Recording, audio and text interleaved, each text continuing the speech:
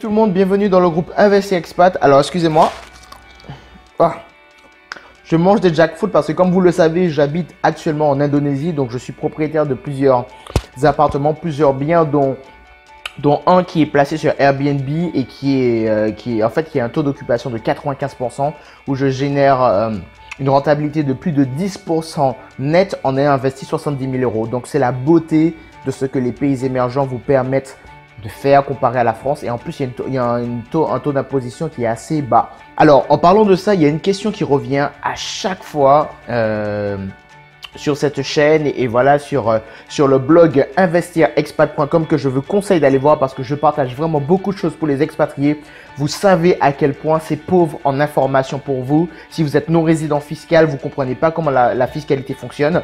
Et aujourd'hui, je vais répondre à une question très importante qui m'a été posée, c'est: faut-il investir en France ou bien à l'étranger? Alors, c'est assez simple. Commençons par le premier point. Il y a pour moi 3 catégories d'investissement immobilier lorsque vous êtes non-résident ou expatrié. La première chose que vous pouvez faire, ça paraît assez logique, c'est d'investir en France. Pour moi, voilà, c'est un pays qui est stable, où on a une bonne visibilité sur le futur. Par contre, c'est un pays qui est très taxé. Donc voilà, c'est là où le bas blesse. Et il va falloir comprendre pas mal de notions comme la fiscalité, l'investissement à distance, les banques aussi, comment investir, comment trouver sa banque, etc. Bon, ça, je vous explique vraiment tout dans le blog investirexpat.com si vous n'avez pas vu. Sinon, il y a autre chose qu'il va falloir faire, c'est que vous pouvez faire aussi un autre type d'investissement dans des pays où vous savez que vous allez toujours louer, tu vois. Et donc, c'est un peu comme c'est New York, c'est Hong Kong, c'est Tokyo, c'est Singapour, ce sont ce genre de pays-là. Par contre, il y a un gros problème, même si vous savez que la rentabilité peut-être, je ne veux même pas dire que c'est une rentabilité forte parce qu'il y a un gros problème à la base, c'est que les appartements sont extrêmement chers, enfin les biens immobiliers sont extrêmement chers à l'achat. Ce qui met une grosse barrière directement. Donc voilà, moi c'est le deuxième type d'investissement où vous savez que vous n'aurez jamais de problème. Si vous avez les moyens, bah écoutez, allez-y, pourquoi pas, ça dépend de vous. Et puis il y a ce troisième type d'investissement immobilier qui est pour ceux qui sont dans des pays émergents. Et bien voilà, c'est d'investir dans ce genre de pays avec de fortes croissances. Donc dans ces pays-là, c'est sûr que vous avez une très forte rentabilité, comme c'est mon cas, je vous l'ai déjà expliqué au début de la vidéo. C'est que j'ai acheté un bien qui est à 70 000 euros et qui aujourd'hui est loué à 1 000 euros. Quand il s'agit de cette maison dans laquelle je vis actuellement, eh bien c'est une maison qui m'a coûté 50 000 euros et aujourd'hui elle en vaut 130 000 euros. Alors pourquoi? C'est tout simplement parce que ce sont des pays qui progressivement vivent, qui sont en voie de développement.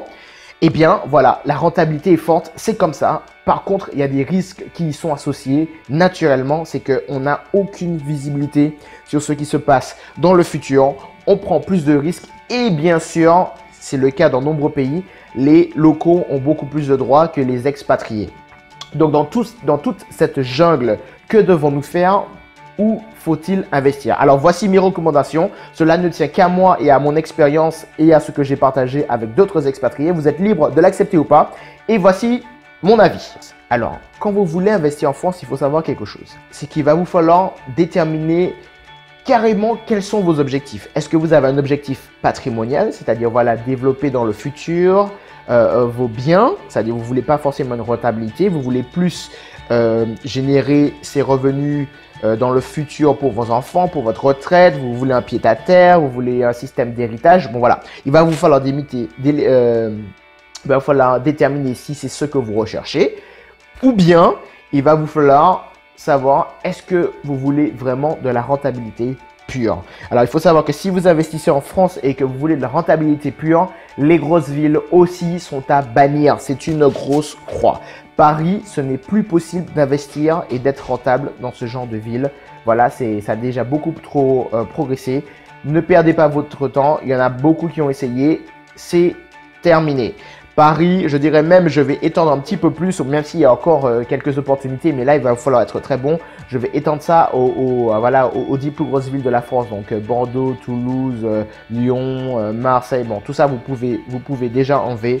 C'est plus difficile de trouver de bons biens rentables. Donc, ce qu'il faut faire, c'est que si vous voulez vraiment investir en France dans l'immobilier, il va vous falloir chercher des villes de taille moyenne et même en regardant ces villes de taille moyenne, il va vous falloir chercher les villages ou les villes qui sont en train de se développer aux alentours de ces villes de taille moyenne. Et c'est là qu'on fait de bonnes affaires. Si vous voulez vraiment atteindre une rentabilité de 8 à 10%, voire 15%, voilà, c'est ça qu'il va falloir faire. Le but d'un investissement en tant qu'expatrié, pour vous, il faut absolument que vous ayez une rentabilité au-dessus de 7% net, pas brut. C'est-à-dire que vous déduisez, vous mettez tout ce que vous avez payé au début, travaux, notaires, vous mettez tout, voilà, et vous divisez par le montant des loyers que vous générez par année. Alors, quand je dis le montant des loyers, ne prenez pas 12 mois parce que généralement, avec le turnover, enfin avec la location, on n'a jamais 12 mois de loyer en permanence. Vous allez sûrement perdre 2 mois dans l'année, voilà, avec des réparations, etc. Donc voilà, vous faites ce calcul. Autre chose, donc c'est la solution que moi je préfère, c'est investir dans des pays émergents. Alors pour ceux qui veulent investir dans des pays émergents, il va falloir savoir une chose, c'est que le risque est beaucoup plus fort, évidemment. Pourquoi? Par exemple, moi je vous ai dit que j'ai 4 biens en Indonésie. Donc j'ai une maison, 3 appartements qui ont énormément pris de valeur. Donc elles ont soit doublé ou triplé. Je fais des rentabilités explosives. Par contre, il y a une chose qu'il faut savoir, c'est que tous ces biens sont sous le nom de ma femme. Parce que les autorités locales ne permettent pas aux expatriés de posséder la terre. Donc si voilà, vous voulez investir dans des pays comme, je sais pas, en certains, il y a une grosse vague en ce moment sur le Cambodge, sur l'Indonésie, et il y a pas mal d'autres pays, il va vous falloir, voilà, prendre un petit peu plus de risques. Donc faut pas divorcer. Et je pense surtout aux expatriés qui sont dans des pays émergents. Hein. Je sais très bien comment on est entouré à notre niveau, surtout que vous avez un petit peu plus d'argent. Donc voilà, il va falloir faire attention à toutes ces choses-là. Si maintenant vous voulez investir en France, il faut que vous ayez une logique patrimoniale et il faut que, il faudra admettre les choses, c'est que c'est extrêmement difficile d'investir à distance. J'ai tout craqué au niveau du système, donc la fiscalité pour les expatriés, je maîtrise ça très bien maintenant par l'intermédiaire de mon ami, de d'autres expats qui ont investi. Je sais quelle structure il faut faire, je sais comment on trouve les biens.